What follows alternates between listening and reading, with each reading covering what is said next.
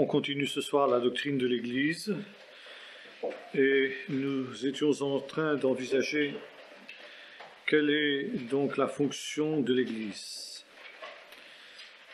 Nous avions vu ce qui concernait donc l'unité, la communion fraternelle, et maintenant il y a un autre point qu'il nous faut aborder, c'est la discipline. L'Église a comme devoir de maintenir en son sein une saine discipline. De nombreux textes de l'Écriture nous montrent cela comme étant une des fonctions importantes de la fonction de l'Église, et donc de faire en sorte que la différence entre l'Église et le monde soit nette. Quelle est la différence essentielle entre l'Église et le monde? Est-ce l'absence de péché au sein de l'Église? Non.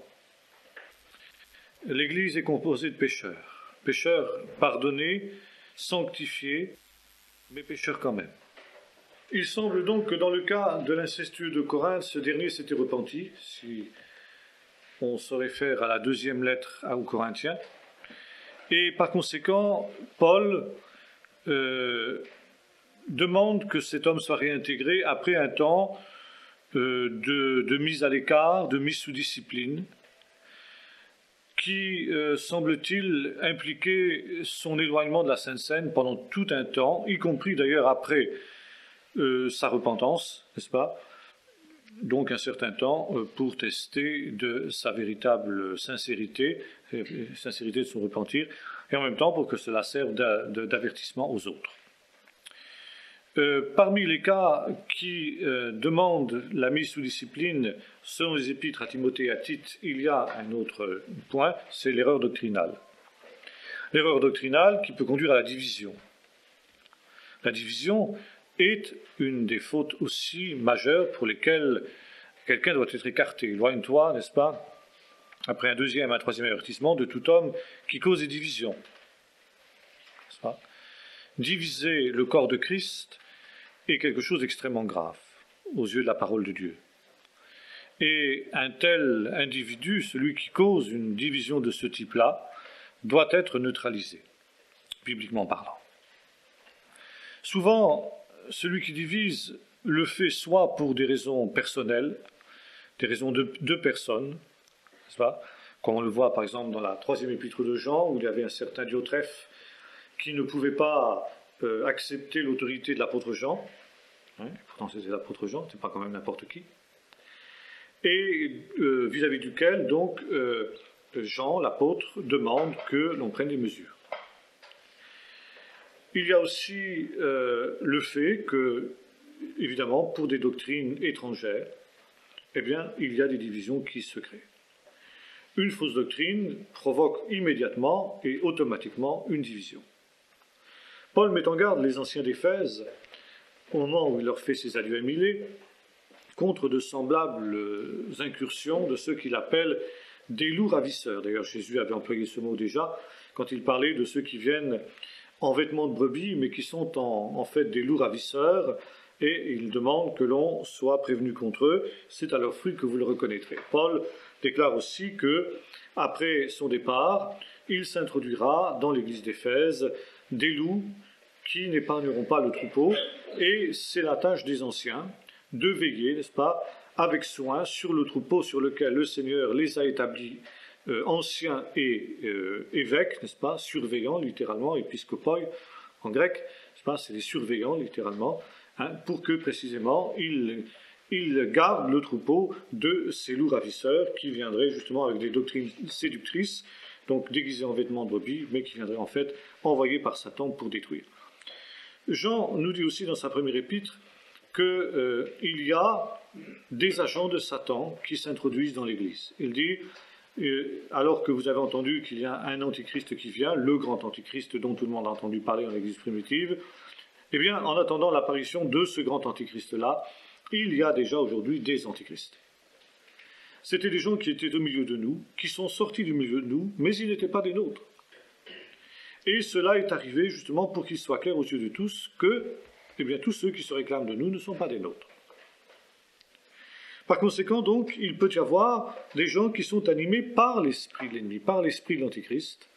Et Paul dira à Timothée, les péchés de certains hommes sont manifestes avant qu'on les dévoile, pour d'autres, c'est dans le temps qu'ils se révèlent. Et c'est pourquoi il faut être extrêmement attentif, car certains ont des mauvaises dispositions qui apparaissent vite, d'autres, ça peut être, vous savez, comme dans le monde, ce qu'on appelle les espions dormants, qui peuvent être là, soit pendant des années, gagner la confiance de tout le monde, et puis soudain, sur un signal de leur centrale d'espionnage, ils sont activés, comme on l'appelle. Les espions dormants sont activés. Eh bien, Satan agit de même. Il peut introduire au milieu de nous des gens qui sont de ses agents, des antichrists, comme dit l'apôtre, et puis qui vont rester là des années, et puis qui un jour vont être activés. Et il faut savoir que constamment dans l'Église, il en est ainsi. Satan essaye de détruire ce qui est l'Église, la colonne et l'appui de la vérité, l'œuvre de Dieu. Et par conséquent, il faut être constamment attentif dans ce domaine-là. Donc ici, ôtez le méchant du milieu de vous. Ôtez le méchant du milieu de vous de plusieurs manières. Nous avons parlé tout à l'heure, écarter la Sainte Seine, manifestement. C'est quelque chose qui est logique. Il y a une autre forme de discipline dont nous parle l'apôtre, qui est celle-ci, justement, dans la deuxième épître de Jean. Si quelqu'un ne vient pas à vous avec cette doctrine, la doctrine juste, la doctrine vraie, que lui, Jean, annonce, ne le recevez pas, ne lui dites pas même salut, car celui qui lui dit salut participe à ses mauvaises œuvres. Et on pourrait rapprocher ce texte de texte de Paul dans la deuxième épître aux Thessaloniciens, quand il s'en prend à ces Thessaloniciens qui, croyant que le retour du Seigneur est imminent, ont décidé de ne plus travailler, n'est-ce pas? Il dit, n'est-ce pas, si quelqu'un ne respecte pas les instructions que je donne, savoir qu'il travaille paisiblement, gagner son pain, etc., eh bien, n'ayez plus de contact avec lui. Non pas pour, en quelque sorte, le brimer, mais pour lui faire honte et pour l'amener à la repentance. Voilà ce que dit l'apôtre Paul. Donc, il y a une attitude générale qui doit être celle des hommes spirituels vis-à-vis de quelqu'un qui ne marche pas droit avec le Seigneur et donc qui est mis sous discipline. Les apôtres désignaient nominalement ces personnages qui ne marchaient pas droit. Nous avons vu par exemple avec Diotrephe tout à l'heure dans la troisième épître de Jean. Ils étaient désignés aux yeux de tous, n'est-ce pas, comme étant des gens qui ne marchaient pas droit. Et par conséquent, les chrétiens étaient invités à éviter d'avoir des contacts avec ceux-là jusqu'à ce que ces derniers se soient repentis. Et puis, il y a un troisième degré maintenant dans la discipline, qui est l'exclusion. N'est-ce pas ? Ôtez le méchant du milieu de vous. Jésus dit cela, n'est-ce pas ? S'il refuse d'écouter l'Église après avoir été averti, dans Matthieu 19, Jésus nous donne la procédure à suivre, l'avertissement d'abord d'homme à homme, puis ensuite avec quelques frères, et enfin donc dis-le à l'Église, et s'il refuse d'écouter l'Église, qu'il soit pour toi comme un publicain ou un païen, c'est-à-dire c'est l'exclusion de l'Église. Il est exclu de l'Église. Bon. Bien entendu, cette exclusion peut être temporaire. Si le frère se repent, comme Jésus dit, si ton frère se repent, n'est-ce pas, eh bien, tu lui pardonnes, jusqu'à 77 fois, dit Jésus. Et de nombreux textes nous parlent, n'est-ce pas, du retour du pécheur, du fils prodigue. Le Seigneur ne veut pas la mort du pécheur, mais qu'il se repente et qu'il vive. Celui qui ramènera quelqu'un qui s'est égaré loin de la vérité, dit l'apôtre, couvrira une multitude de péchés, sauvera une âme et couvrira une multitude de péchés. Donc, il y a toujours, n'est-ce pas, cette espérance que le pécheur qui a été mis sous discipline finira par revenir de sa mauvaise voie. Même si l'apôtre nous dit aussi qu'il y a certains péchés pour lesquels il n'est plus nécessaire de prier. Ça veut dire que si l'on doit prier pour le retour du pécheur qui a été mis sous discipline, lorsque ce dernier passe un certain stade de l'endurcissement, eh bien, vient un moment où il est inutile de prier pour lui, même où il est décommandé de prier pour lui. On peut alors estimer qu'à partir de ce moment-là, l'exclusion est définitive parce que le cœur s'est définitivement endurci. Bien sûr, c'est un cas extrême et extrêmement grave, mais hélas, qui se produit plus souvent qu'on ne le pense, car il est, hélas, logique, naturel, si j'ose dire, que celui qui s'est véritablement endurci après avoir été averti au sein de l'Église, si, étant au sein de l'Église, il ne s'est pas laissé reprendre, il ne s'est pas laissé avertir, il y a effectivement humainement peu de chances pour qu'étant hors de l'Église, eh bien, il revienne à lui-même. Ou alors il faut des circonstances providentielles pour que cela soit. Or, justement, certains textes de l'Écriture nous laissent entendre que cela peut être, qu'il peut y avoir de telles circonstances.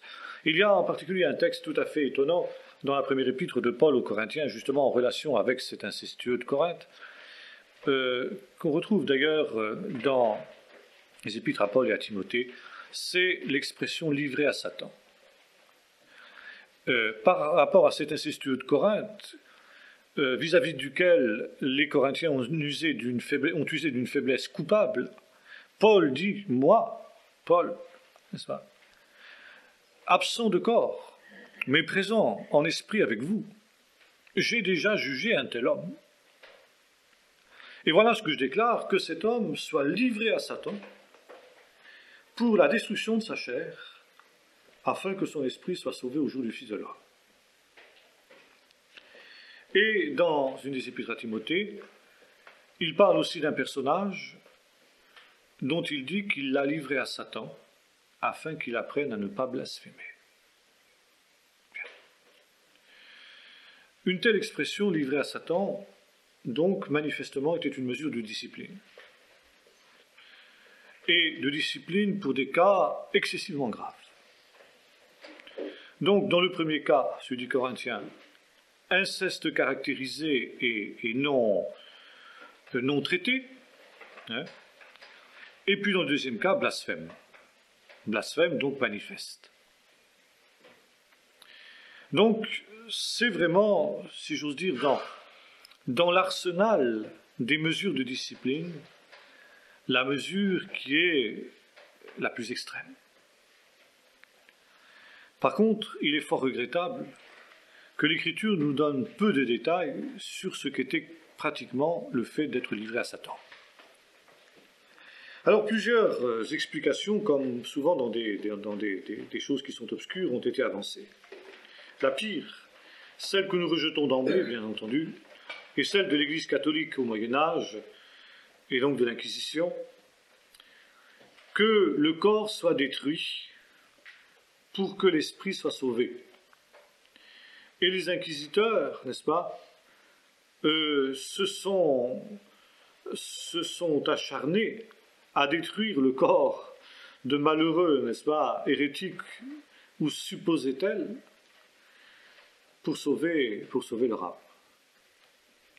Et quand on brûlait des hérétiques ou des sorcières, ou des juifs, ou des protestants, n'est-ce pas, sous l'Inquisition, eh bien c'était en se basant sur ce verset-là, entre autres. Pas le seul, mais sur celui-là surtout, n'est-ce pas?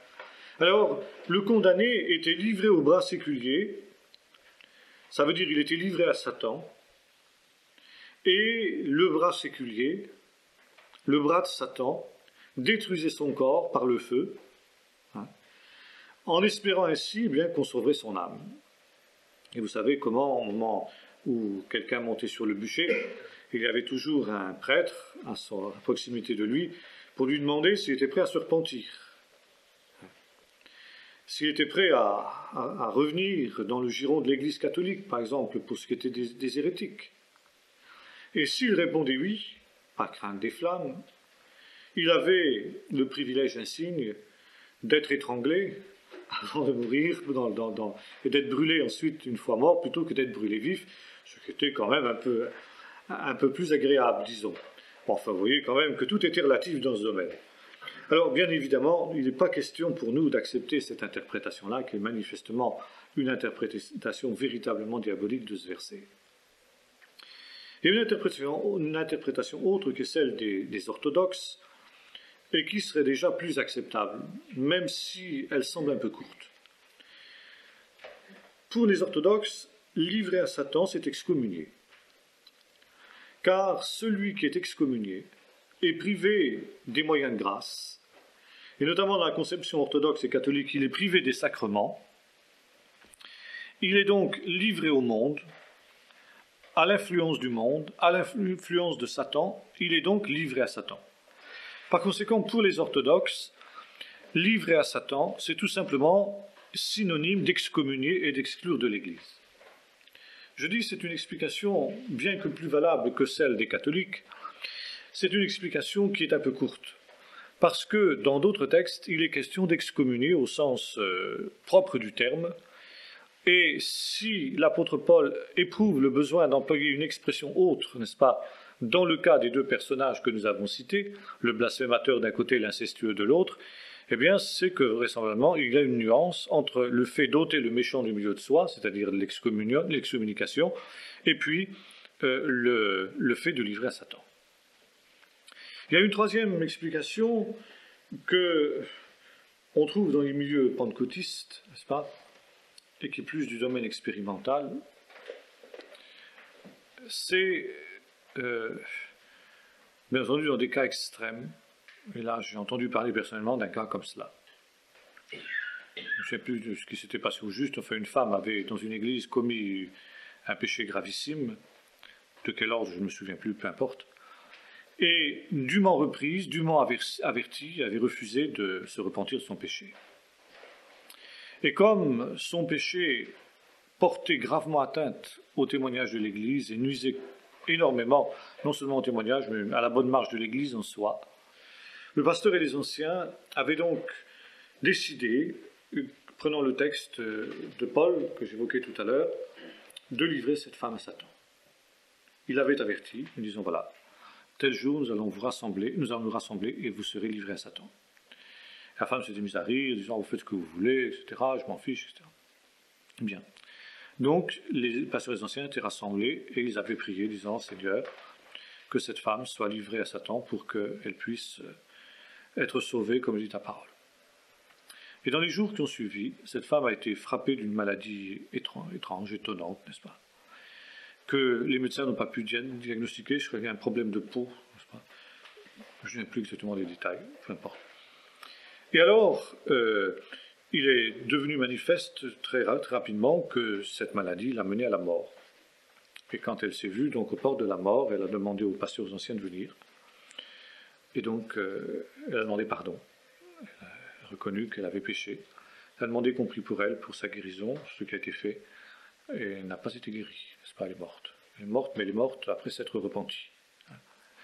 Bon, j'ai entendu citer deux autres cas du même genre, à peu près, n'est-ce pas, où il en a été ainsi. Finalement, si vous voulez, livré à Satan, ce serait quelque chose d'un petit peu d'équivalent dans ce cas-là de ce qui s'est passé avec Ananias et Saphira.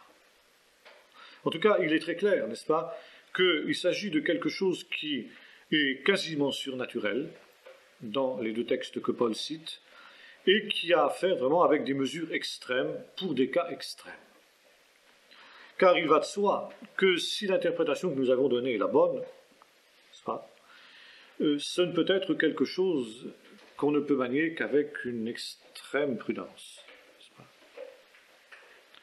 qu'une extrême prudence. Et vraiment, comme je disais un instant, dans des cas extrêmes.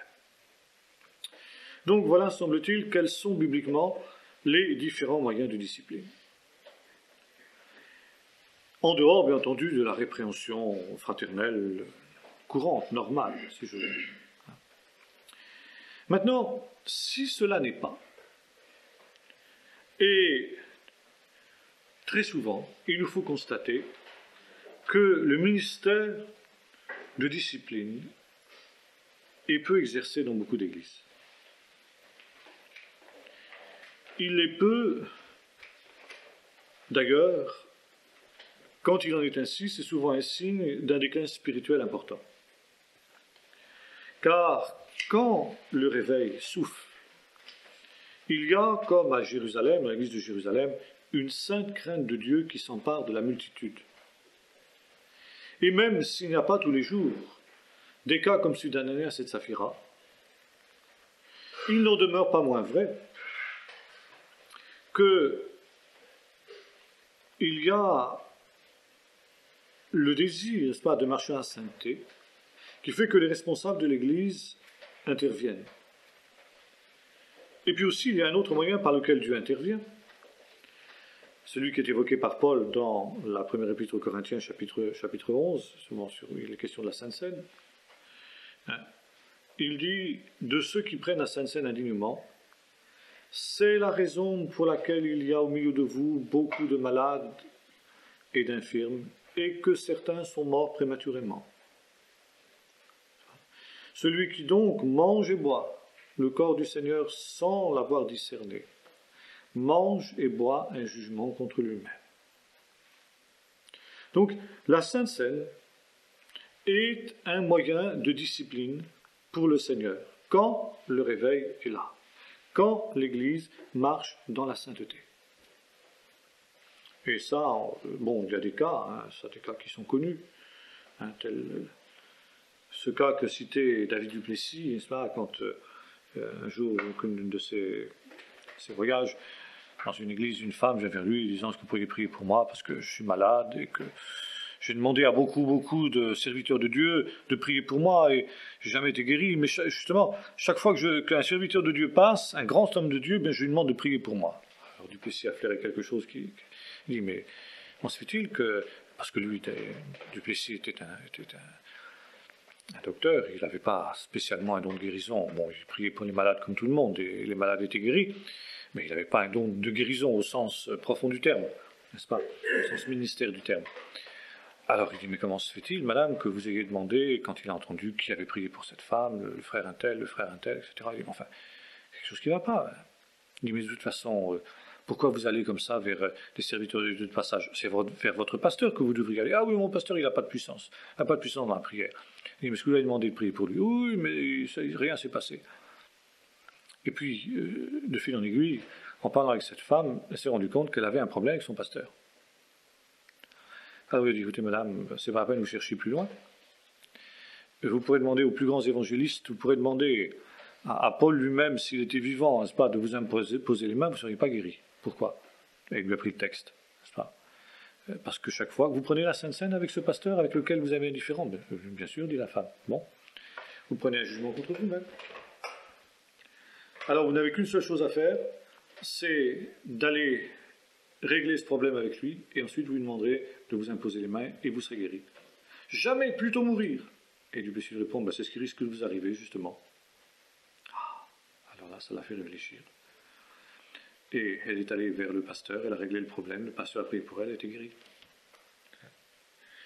Bon, il y a des choses comme cela qui sont courantes, ou encore cet exemple que raconte Butler de cette jeune femme, épouse d'un des étudiants de son école biblique, n'est-ce pas, qui s'était découverte une grosseur au sein un beau jour, et qui s'affolait bien évidemment, et qui avait prié. Elle avait eu l'attitude juste, n'est-ce pas, de prier et de chercher la face de Dieu.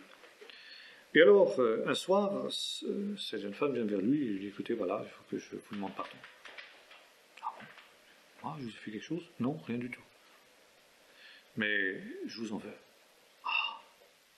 Oui, il dit: parce que mon mari est étudiant chez vous dans votre école biblique et il rentre des cours tellement enthousiasmé. Il dit: frère Butler, il nous a apporté des choses tellement extraordinaires que ça finit par m'agacer, ça finit par m'irriter et j'ai fini par développer des mauvais sentiments contre vous. Vous voyez, comme le diable est subtil, entre parenthèses. Butler n'avait rien fait à cette femme-là, n'est-ce pas? Que du bien par l'intermédiaire de son mari. Et même par ça, Satan avait trouvé le moyen, justement, de faire naître dans le cœur de cette femme des germes d'amertume contre son serviteur fidèle. Alors, elle lui dit: voilà, depuis quelques jours, donc j'ai cette grosseur, etc. Et j'ai cherché le Seigneur, et le Seigneur m'a montré que, il dit: voilà, je me demande si elle n'avait pas demandé à d'autres déjà de prier pour elle, puis ça n'avait pas marché. Oui, c'est ça, je crois qu'elle a demandé à plusieurs déjà de prier pour elle, et rien ne s'était produit. Et alors elle avait prié le Seigneur à ce moment-là. Le Seigneur dit, pourquoi je ne suis pas guéri? Le Seigneur avait dit, tu vas aller demander à Butler de prier pour toi. Et à ce moment-là, elle avait compris. Elle avait dit, mais justement, c'est le dernier vers lequel j'irai. Le Seigneur a dit, mais oui, justement, c'est bien pour ça que c'est le premier vers lequel il faut que tu ailles. Et au préalable, que tu règles le problème avec lui. Alors il lui a expliqué tout ça. Et alors Butler, il dit, bien, j'ai juste posé ma main sur sa tête, et j'ai dit, Seigneur, guéris-la, Amen. On ne peut pas être plus lapidaire, on ne peut pas être plus bref dans la prière. Et il dit, entre le moment où elle est descendue de l'estrade et elle est retournée à sa place, elle a été guérie. Alors, il y a là donc des choses qui donc, nous montrent qu'il y a aussi une discipline qui s'exerce à ce niveau-là. Mais, je disais tout à l'heure, il y a de moins en moins de disciplines qui s'exercent dans les églises. Parce que c'est la pente naturelle. Parce que lorsque les gens cessent d'être spirituels et réagissent de plus en plus charnellement dans le domaine des choses spirituelles, eh bien, il devient de plus en plus difficile d'exercer la discipline. Il devient difficile d'abord parce que les gens n'acceptent pas d'être pris. Ça, c'est la première chose. Les gens charnels n'acceptent pas d'être pris. Et alors, se produit à ce moment-là une espèce de chantage, n'est-ce pas? Si vous insistez, je m'en vais. Et comme peu de pasteurs aiment voir des gens partir, eh bien, des pasteurs un peu faibles cèdent à ce chantage-là et acceptent, tolèrent au sein de l'Église des choses qui ne devraient pas être acceptées ni tolérées.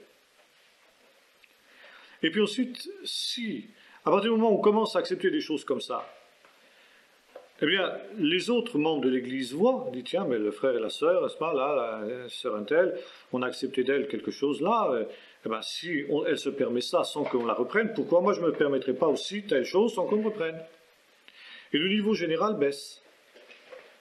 Et alors à ce moment-là, quand le pasteur, vraiment une chose grosse intervient et qu'il veut intervenir, eh bien, il voit une partie de l'Église tout entière, pas seulement la personne intéressée, mais une partie de l'Église tout entière se dresser contre lui. Vous savez, une espèce de réaction de solidarité, un petit peu comme ce qui se passe dans le monde. Je vais prendre une expression un petit peu vulgaire et familière, n'est-ce pas? Touche pas à mon pote, quoi. Hein, c'est un petit peu l'idée. Hein, parfois, ça peut être la famille, ou bien quelquefois, au bout d'une ou deux générations, quand il y en a qui sont mariés les uns avec les autres, n'est-ce pas? Mais c'est toutes les familles là, qui sont mariées les unes avec les autres, n'est-ce pas? Qui sont liées par des mariages, qui se dressent, n'est-ce pas, pour faire bloc autour de celui qui risque d'être mis sous discipline, etc. Et alors, si le problème est un conflit, n'est-ce pas, entre deux personnes de l'Église, dans lequel une a tort et l'autre a raison, si les responsables de l'Église ne mettent pas sous discipline celui qui a tort, eh bien, ceux qui ont raison vont prendre parti contre lui. Et puis, s'il met sous discipline ceux qui ont tort, le clan de ceux qui soutiennent celui qui a tort vont prendre parti contre lui. Et c'est comme ça qu'arrivent souvent des scissions dans les églises. Ça, pour des raisons qui sont uniquement charnelles, parce que justement, on n'a pas veillé de maintenir la discipline. Alors, l'exercice de la discipline est un des plus difficiles à exercer, justement, parce qu'il faut suffisamment de fermeté et suffisamment de douceur. On peut exercer une discipline qui peut être extrêmement négative si on le fait d'une manière sèche, légaliste et sans miséricorde.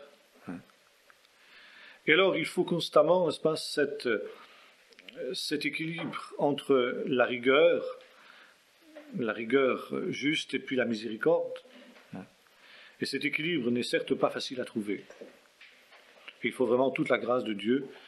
C'est justement une des fonctions des responsables des ministères que tu as placés dans l'Église, justement, d'avoir exercé cette discipline. Et puis d'avoir exercé parfois aussi dans le cadre de l'Église universelle. Car il peut y avoir, n'est-ce pas, des gens qui s'égarent, même au plus haut niveau. Hein. Il y a même eu des papes qui ont été hérétiques, au sens où l'Église catholique l'entend. L'Église catholique le nie, cela. Mais on connaît des papes qui ont, par exemple, été hérétiques sur le plan de la Trinité, qui ne croyaient pas à la Trinité et qui étaient papes. Et qui ont été excommuniés. Qui ont été excommuniés pour hérésie dans ce domaine-là. Alors, voyez-vous, l'infaillibilité du pape, ce qu'on peut en dire dans ce domaine-là, quoi. Alors, ça, c'est un des gros problèmes, n'est-ce pas, de l'Église, et il faut vraiment la grâce de Dieu, mais il faut vraiment que la discipline soit maintenue. Sinon, eh bien, comme je disais tout à l'heure, c'est le niveau de l'Église qui va baisser de plus en plus, et finalement, on va se retrouver dans une espèce de club. Bon, il est certain qu'aujourd'hui, on arrive à un stade absolument impensable, où on voit aujourd'hui dans des églises des pasteurs homosexuels officiellement acceptés, officiellement tolérés, où on voit des divorcés remariés, pas, qui sont accueillis, bon, ou alors j'entendais dire une chose absolument terrible dans les églises réformées, tant pis je les cite, hein.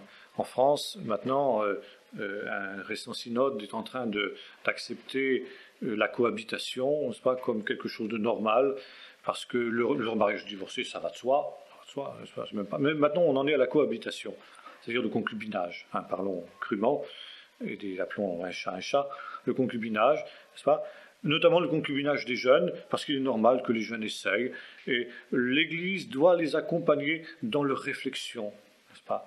Le concubinage, ou plus, pardon, la cohabitation, n'est-ce pas, est un temps de réflexion des jeunes entre eux, n'est-ce pas.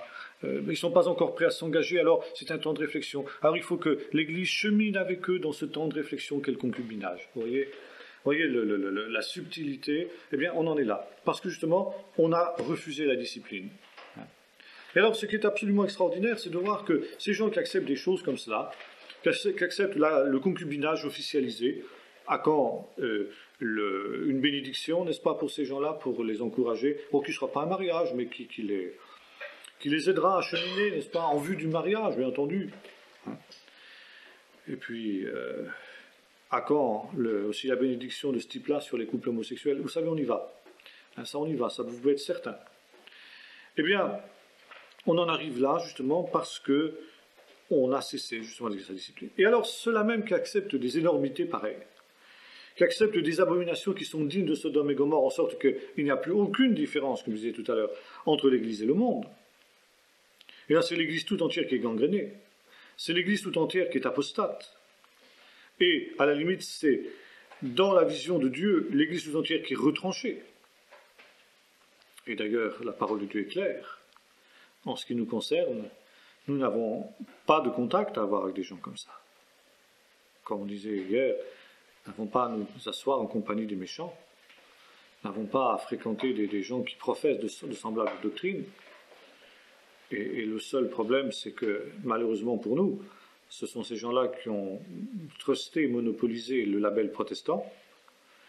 Et par l'intermédiaire de la Fédération protestante de France, on est obligé d'avoir un minimum, n'est-ce pas, de comment dirais-je, même pas de relation, mais enfin de référence à eux, par rapport à eux, puisque dans le monde, c'est eux qui sont reconnus comme protestants. Et c'est pourquoi, entre parenthèses, nous sommes en train de négocier ce statut justement de membres correspondants qui nous permettrait justement de ne pas les fréquenter dans l'évolution qui va être la leur, si dramatique, du genre de celle que j'évoquais là. Et alors, dans le même temps, ce sont ces gens qui acceptent ces abominations-là, qui vont se montrer alors d'un pinaillage extraordinaire sur des détails. Sur des détails. J'entendais dire dernièrement une chose qui m'a profondément étonné, qu'en Suède, il y a une importante minorité finlandaise, de Finlandais, parlant finlandais, qui sont installés en Suède. Et donc, pour ces Finlandais immigrés, qui sont plusieurs dizaines de milliers, si j'ai bien compris, hein, il y a plusieurs églises luthériennes, finlandaises, de langue et de rite finlandais. Or, l'église officielle de Suède est une église luthérienne aussi. Donc, ce sont vraiment des frères. La seule chose qui les différencie, c'est que les uns parlent suédois, les autres parlent finlandais, et que par conséquent, ils ont quelques coutumes qui sont celles ils n'ont pas tout à fait la même liturgie, les Suédois et les Finlandais. Or, le synode de l'église luthérienne suédoise vient de décider qu'à dater d'une certaine date, eh bien, toutes les églises luthériennes finlandaises installées en Suède devraient faire leur culte en suédois et non plus en finlandais. Vous vous rendez compte? C'est inimaginable. et ils en sont à s'excommunier. On est au bord de l'excommunication mutuelle, parce que les Finlandais disent « niet », pas question, nous avons des personnes qui ne comprennent pas le suédois au milieu de nous, par conséquent, nous continuerons à prêcher en finlandais. Et bien les autres disent « nous allons vous excommunier », on en est là. On en est là. Et alors, pendant ce temps-là, eh bien, l'église suédoise luthérienne recrute par petites annonces dans les journaux des pasteurs, parce qu'on en manque, n'est-ce pas? Et il est stipulé dans l'annonce, c'est clairement mis que même si on est athée, ça n'a pas d'importance, du moment qu'on est prêt à accepter la discipline. Voilà. Alors d'un côté, n'est-ce pas, on est prêt à accepter les pasteurs qui sont des athées, mais par contre, on n'acceptera pas que des frères qui sont d'une nationalité différente fassent le culte dans une autre langue que le suédois, qui est la langue sainte, comme chacun sait. Vous allez dire, mais c'est pas logique. Non, c'est pas logique. Et si, en même temps, c'est logique. Parce que ces gens-là n'ont plus de dimension spirituelle, ils n'ont plus qu'une dimension religieuse. Et nous sommes ici au niveau du religieux et non plus au niveau du spirituel. Or, justement, comme ils voient les choses qui s'effilochent, je crois que, je sais pas, je veux dire n'importe quoi, mais 80% de la population suédoise se réclame de l'église luthérienne. 90% sont luthériens en Suède. Mais les églises sont vides le dimanche matin. Il y a peut-être, s'il y a 5% de Suédois qui pratiquent, parmi ces 80% qui sont inscrits sur les registres des églises, je crois que je suis très au-dessus de la vérité. Je dis 5%. Hein? Alors, ils voient que les choses comme ça, c'est filoche, ça part à volo, il n'y a plus rien. Alors, il y a une espèce de crispation qui se fait sur des rites, sur des coutumes, sur des choses qui sont secondaires, qui nous paraissent vraiment, pour nous, dérisoires, quoi, hein, mais qui prennent une importance dans ces moments-là, parce qu'il ne reste plus que la dimension religieuse pour se récupérer. Regardez par exemple, à l'intérieur de la Fédération protestante, on a un phénomène un peu du même ordre. Par exemple, la question du baptême. Pendant des dizaines d'années, il y a eu des pratiques différentes du baptême dans la Fédération protestante. Il y a ceux qui baptisent les enfants, il y a ceux qui baptisent les adultes. Bon. Dire que les relations étaient harmonieuses sur ce plan-là serait exagéré, serait mentir. Mais enfin, tant bien que mal, on a coexisté dans la Fédération protestante. Depuis peu, il y a manifestement une campagne, n'est-ce pas, pour imposer le baptême des enfants à ceux qui pratiquent le baptême des adultes. Et alors, n'est-ce pas, il y a des thèses savantes qui sont élaborées par des théologiens réformés et luthériens pour montrer qu'il faut baptiser qu'il faut baptiser les enfants. Et ce sont ces mêmes personnes qui vous font des thèses tout aussi savantes pour montrer que Jésus n'est pas ressuscité, que c'était une hallucination des disciples, ou que Jésus n'était pas le fils de Dieu, qu'il était le fils de Joseph. C'est exactement la même chose, c'est exactement la même démarche. Pourquoi, n'est-ce pas, cette rage à vouloir nous imposer en ce moment les femmes pasteurs? Pourquoi cette rage à vouloir nous imposer l'avortement? Qu'une récente déclaration de la Fédération protestante disait que ceux qui refusent l'avortement, eh bien, sont coupables de non-assistance à personne en danger, parce que la femme va aller se faire avorter à la petite semaine et mettra sa vie en danger. Donc, n'est-ce pas, nous qui refusons l'avortement, nous sommes coupables de non-assistance de personnes en danger. Vous voyez, la subtilité du raisonnement diabolique, ça c'est véritablement le raisonnement Satan. C'est parce que nous sommes dans le domaine religieux. Alors, on va filtrer le moucheron, comme dit Jésus, et on va avaler le chameau. C'est exactement les pharisiens. Et vous reprenez les textes, vous avez exactement le parallèle. Vous donnez la dîme de l'amande, du cumin, de la nette, des moindres petites choses. Hein. Vous faites en sorte, n'est-ce pas, que la loi de Moïse ne soit pas violée même en circoncisant un enfant le 8e jour. Et vous oubliez les choses principales. Regardez par exemple les accusateurs de Jésus, qui n'entrent pas dans le prétoire de Pilate pour ne pas se souiller, pour ne pas manger la Pâque, pour pouvoir manger la Pâque. Parce que ça va être la Pâque. Eh bien, ces gens, c'est pas si saints qui ne veulent pas se souiller pour pouvoir manger la Pâque, ce sont justement ceux qui sont en train de comploter la mort du juste de l'innocent, qui savent parfaitement qu'ils sont en train de faire une forfaiture. Caïphe l'a dit, n'est-ce pas? Il vaut mieux que cet innocent meure pour tout le peuple. Hein. Complot politique. Ils savent parfaitement, par jalousie, etc., et raisons politiques et autres triots politiques, tout ce qu'on voudra, n'est-ce pas, que Jésus est innocent, ils sont en train de préparer sa perte, mais en même temps, pour rien au monde, ils n'entreront dans le prétoire de ce Romain impur pour ne pas se souiller. Mais c'est incompréhensible. Si, c'est humain, c'est exactement charnel. Ça, il n'y a plus de vision spirituelle, alors on est uniquement dans la vision du religieux. La vision religieuse. Voyez-vous ? Alors, ça c'est un test qui ne trompe pas. Bien, je crois qu'on pourrait beaucoup s'étendre sur cette question de la discipline, parce que c'est une question extrêmement vaste, mais je voudrais maintenant avancer un peu et évoquer le témoignage que l'Église doit rendre envers le monde. Et ce témoignage a deux aspects, la mission et l'évangélisation. Je voudrais simplement terminer sur j'ai oublié de terminer sur la discipline, en disant que finalement, quand on abandonne la vision de la discipline, on revient petit à petit à la notion d'église de multitude. Par exemple, regardez ce qui se passe chez les baptistes, qui est assez typique de ce qui se passe dans les milieux évangéliques. Là où on n'accepte plus la discipline, même par exemple, quelqu'un qui est mis sous discipline peut aller dans une autre église, hein, il sera accueilli par un autre pasteur, beaucoup plus compréhensif, hein, qui prend une énorme responsabilité à ce moment-là, parce qu'il fortifie un pécheur dans sa mauvaise voie. Fini a bien démontré ça dans son dernier discours dans les réveils sur les fausses consolations à donner aux pécheurs. Parfois, il va trouver des appuis même auprès des responsables du mouvement, hein, des chefs au niveau national, qui vont condamner le pasteur qui a voulu mettre de l'ordre dans son église. Hein. Alors, automatiquement, là, on revient vers une église de multitude.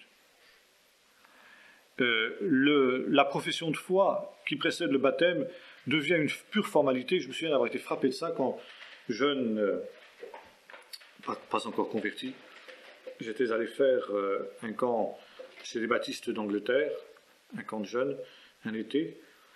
Et là, j'étais étonné de voir, n'est-ce pas, moi qui sortais d'une église baptiste pionnière, n'est-ce pas, qui était donc vraiment militante, de voir que ces gens-là, qui étaient donc fils de baptistes depuis déjà des générations et des générations, eh bien, se faisaient baptiser parce qu'ils arrivaient à l'âge, quoi. Vers 14-15 ans, n'est-ce pas? Ah, t'es pas encore, tu es baptisé, toi? Ah non, j'entendais discuter entre nous. Ah, oui, c'est vrai, j'y pense, oui, c'est vrai, moi, j'ai 14 ans, j'ai 15 ans, c'est pas... Ah, c'est quand même le moment, quoi. Pas question de conversion, pas question de nouvelle naissance, pas question de repentance, rien du tout. On arrivait à l'âge, quoi. Hein, comme dans les églises multitudinistes, n'est-ce pas? Quand moi j'avais cet âge-là, eh bien, dans l'église réformée où j'étais, puisque je n'avais pas d'autre église à ma disposition, eh bien, tu as fait ta communion solennelle, là, à 14 ans, n'est-ce pas? Il y avait, tout le monde, n'est-ce pas, faisait sa communion. Alors on faisait le catéchisme, il y avait 4-5 ans de catéchisme auparavant, je ne me souviens plus, quelque chose comme ça. Et puis, tout le monde était assidu, c'est pas, travailler, etc. Alors là, vous aviez des groupes de jeunes importants qui étaient dans les camps, où vous faisiez 2-3 jours de retraite avant la communion solennelle. Alors, il y avait des jeunes qui venaient de tout le Poitou, des dizaines de jeunes, n'est-ce pas? Et puis, tout ce beau monde-là était là la Pentecôte suivante pour faire sa profession de foi, sa première communion solennelle. Puis le dimanche d'après, terminé. On n'en avait plus un seul, plus un, fini. On les voyait au mariage. Puis après le mariage terminé, on les voyait pour l'enterrement. C'était fini. Et je me souviens du cas d'un de mes copains qui était donc avait suivi cette filière-là. Moi, je n'avais pas voulu faire, bien entendu, puisque j'avais déjà un petit peu la perspective baptiste. Et puis, bon, je n'avais pas été baptisé, en plus de ça, enfant. Alors, donc, il avait fait sa communion. C'était le dimanche de Pentecôte. C'était toujours ce jour-là que ça se passait. Et puis, le dimanche suivant, au moment du culte, vers 10h, moins quelque chose, sa mère voit qu'il met son manteau, qu'il prend sa Bible, etc. Il dit, où tu vas? Ben, je vais au culte. Mais c'est pas fini cette affaire-là, je croyais que c'était terminé, t'as pas fait ta communion aussi? Mais c'est fini maintenant. La conception des gens. La conception des gens. Exactement ça. Eh bien, vous avez certaines églises baptistes, vieilles églises baptistes, où on n'est pas loin de ça. Là, c'est caricaturé un peu, mais on tend vers ça. On tend vers ça. Ah, tu arrives à 14 ans, tu arrives à 15 ans, tu arrives à 16 ans. Ah, ben, c'est le moment de te faire baptiser. Hein, et puis après, ma foi, on vient pas, une fois sur deux, de temps en temps, quand ça nous chante, quand il pleut et que l'été on prend la voiture, on va s'aérer, on va faire ci, on va faire ça, etc. Bon, voilà, comme ça que ça se passe. Ça parce que justement, il n'y a plus de discipline. Alors, on appelle ça l'amour. Hein. Au nom de l'amour, n'est-ce pas, on tolère des choses incroyables. Certaines églises évangéliques, n'est-ce pas, même l'église de Pentecôte, eh bien, il y a des homosexuels qui sont là, qui prennent la Sainte Seine, etc. Quoi, hein. Notoire, voulu, connu, n'est-ce pas, et pas de problème. Je dis, mais c'est pas possible, si, parce que justement, on appelle ça l'amour. C'est tellement plus facile de laisser aller que de combattre, que de lutter.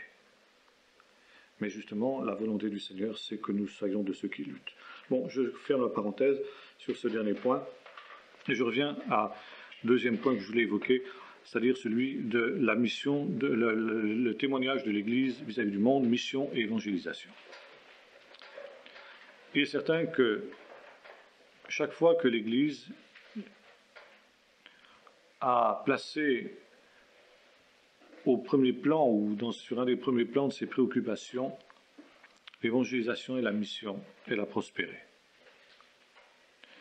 Et la mission et l'évangélisation sont une des raisons d'être, n'est-ce pas, de l'Église. Et on pourrait dire que la deuxième mission de l'Église, qui est de faire croître les âmes qui se sont converties, finalement, ça forme un tout. Ce n'est pas des choses à opposer, mais c'est un tout. Faites du sein de toutes les nations des disciples, dit Jésus, et enseignez-leur ensuite à garder tout ce que je vous ai prescrit.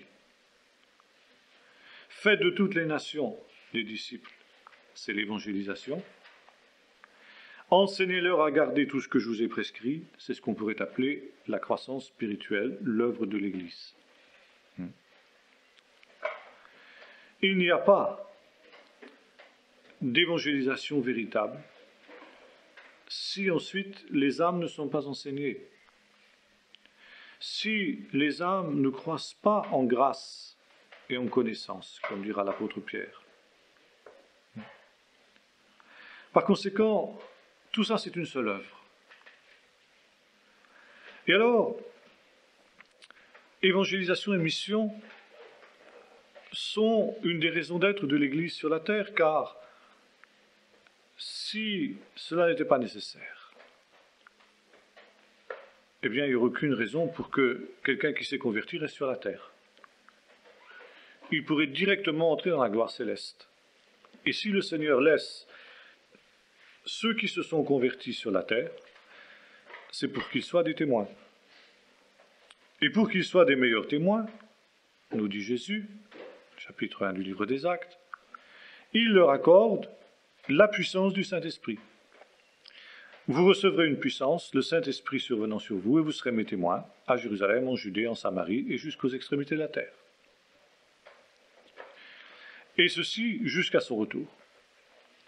Quand la plénitude des païens sera rentrée, ça veut dire le nombre des élus que Dieu a connus d'avance, ça veut dire ceux qu'il a connus, qui écouteraient sa parole et qui se convertiraient. Le Seigneur sait quel en est le nombre, non pas qu'il a déterminé les uns les autres, mais il a su d'avance qui allait écouter, qui n'allait pas. Et quand ce nombre-là sera rempli, dit l'apôtre Paul, eh bien Jésus reviendra, l'Église sera enlevée. Elle n'aura plus de raison d'être. Et c'est pourquoi nous devons avoir cette double vision constamment sous nos yeux. Étant bien entendu que, en fonction des temps, en fonction des époques, les méthodes d'évangélisation, bien évidemment, changent, évoluent. Il y a pour cela, justement, une grande règle d'or à adopter, celle de Paul, se faire tout à tous. Être juif avec les juifs, grec avec les grecs, faible avec les faibles, fort avec les forts. On ne va pas parler les uns aux autres de la même manière. Il n'y a pas une recette, une méthode stéréotypée, comme on trouve parfois dans certains manuels dits de gagneurs d'âme, Un petit peu à la manière des témoins de Jéhovah, on apprend par cœur, n'est-ce pas? Alors, vous avez les manuels, hein, alors si on vous répond ça, vous avez la réponse, page 3. Si on vous répond ça, vous voyez page 12, vous avez la réponse. Vous apprenez par cœur et vous débutez ça. Bon. Non, la méthode biblique n'est pas celle-là. C'est la vie. C'est la vie. Et la vie, c'est quelque chose qui est mouvant, qui est changeant. Et par conséquent, il faut s'adapter. Mais par contre, ce qui demeure intact, le même, c'est le message. Nous prêchons Christ et Christ crucifié. Folie pour les uns, scandale pour les autres, dira l'apôtre Paul, mais puissance de Dieu pour ceux qui sont sauvés.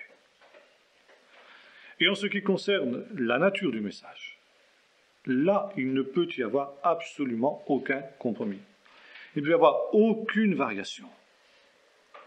Et c'est pourquoi l'évolution à laquelle nous assistons aujourd'hui, même dans les milieux évangéliques, où on ne veut plus employer le mot repentance, ni le mot conversion, sous prétexte que l'homme moderne ne le connaît plus, par conséquent qu'il faut se faire tout à tous, eh bien là, c'est aller trop loin. Parce que ce n'est pas parce que les gens n'ont pas la notion des choses que les choses n'existent pas, ou cessent d'exister, ou alors à ce moment-là, où allons-nous? Car demain, comme je l'écrivais à un de ceux qui se faisaient l'avocat de ce genre d'évangélisation, eh bien, les hommes n'auront plus la notion du péché non plus, alors il ne faudra plus parler du péché. Et si nous ne parlons plus du péché, eh bien, qu'est-ce que nous faisons? Quelle va être notre évangélisation? Qu'est-ce que nous allons dire? Or, c'est le drame aujourd'hui. L'Église n'a plus rien à dire dans le domaine de l'évangélisation. Alors, comme elle n'a plus rien à dire, comme a montré Jacques Ellul fort bien, elle fait des spectacles. Elle se montre, ou elle montre, parce qu'il n'y a plus rien à dire. Elle fait des mauvais spectacles parce qu'elle est incapable d'en faire de bons. Et elle est du sel qui a perdu sa saveur et qui n'est plus bon qu'à être jeté dehors et foulé aux pieds par les hommes.